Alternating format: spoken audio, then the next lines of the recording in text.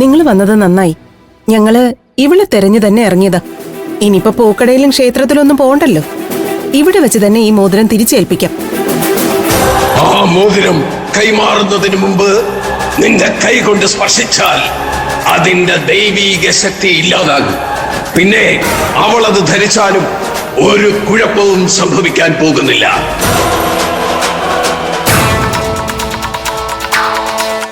ഇനിയിപ്പോ ഇതിന്റെ പേരില് ആർക്കും ഒരു പരാതി സങ്കടം ഒന്നും വേണ്ട.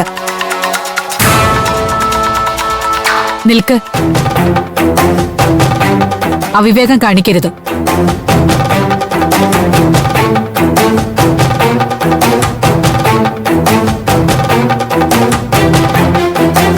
ക്ഷേത്രത്തിൽ വെച്ച് ഇത് കൈമാറാമെന്ന നിങ്ങൾ ആദ്യം പറഞ്ഞത്.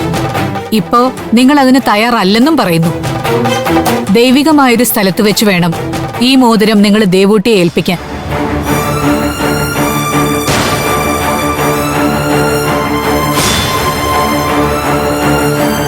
ഇല്ലെങ്കിൽ ചിലപ്പോ നിങ്ങൾക്കിത് വിരലിൽ നിന്ന് ഊരാൻ പോലും സാധിച്ചു എന്ന് വരില്ല.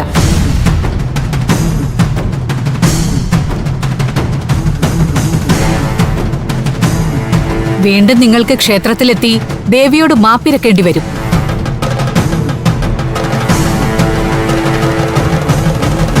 ശരിയാ ശ്രീകലേ, അവര് പറയുന്നത് പോലെ ചെയ്യേ.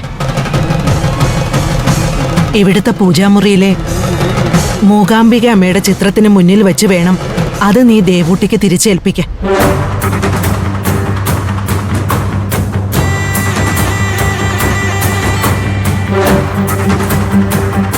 തറവാട്ടമ്മ പറയണ പോലെ ചെയ്യമ്മേ.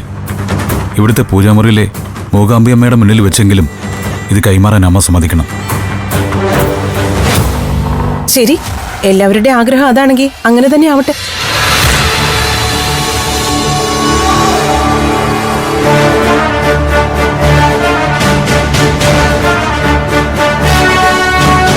എന്നാ പിന്നെ പൂജാമുറിയിൽ വെച്ചാവാം.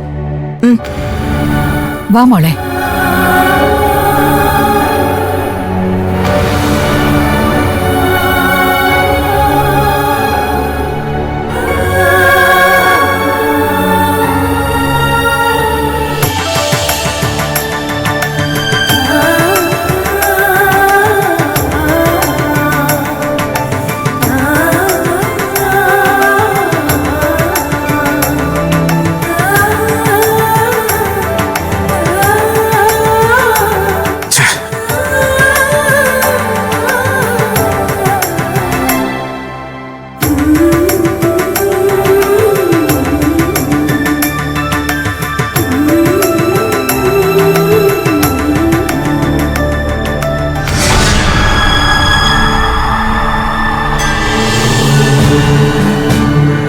ഇവിടെ ഇരിക്കെ, ഞാൻ വിളക്ക് കൊളുത്താം.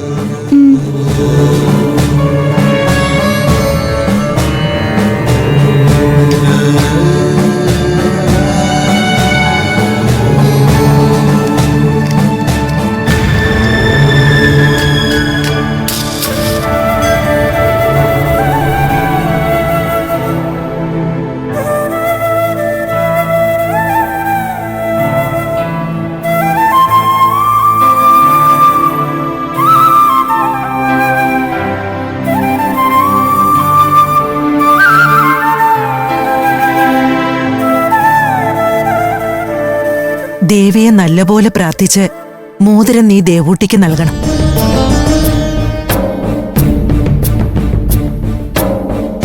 അമ്മേ ദേവി,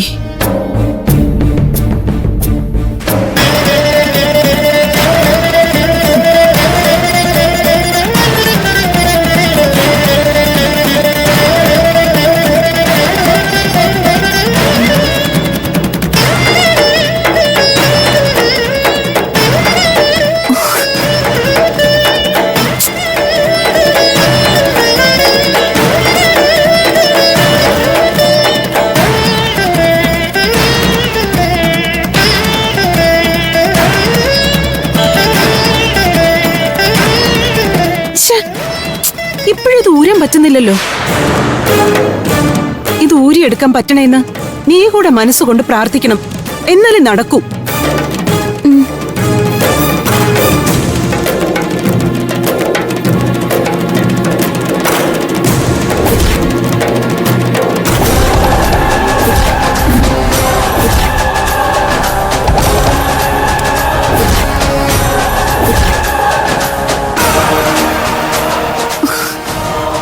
ഇത് വരുന്നില്ലല്ലോ.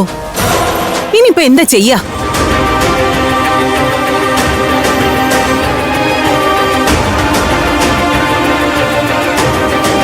ദേവൂട്ടിയുടെ കയ്യിലെ വിവാഹമോതിരം ഊരി മാറ്റണം.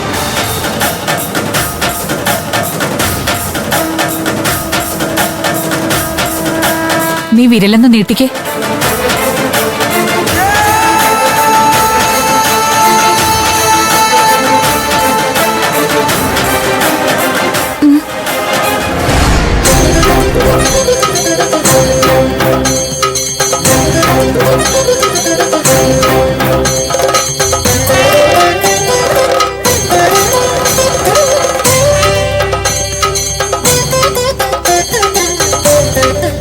ഇനി നീ ശ്രീകലയ്ക്ക് നേരെ വിരൽ നീട്ട്.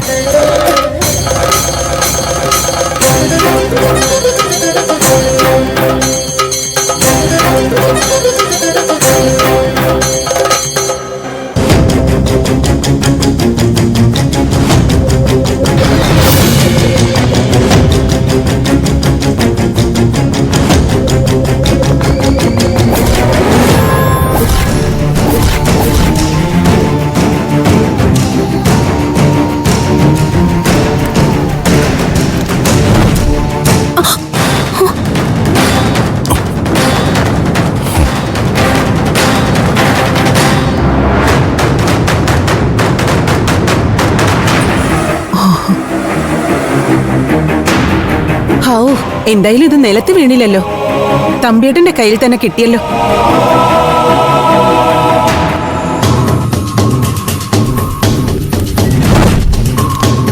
ഘോര, നിങ്ങൾ പറഞ്ഞ പോലെ ആ മോതിരം ഒരു നിമിഷത്തേക്കെങ്കിലും എന്റെ കയ്യിൽ കിട്ടി.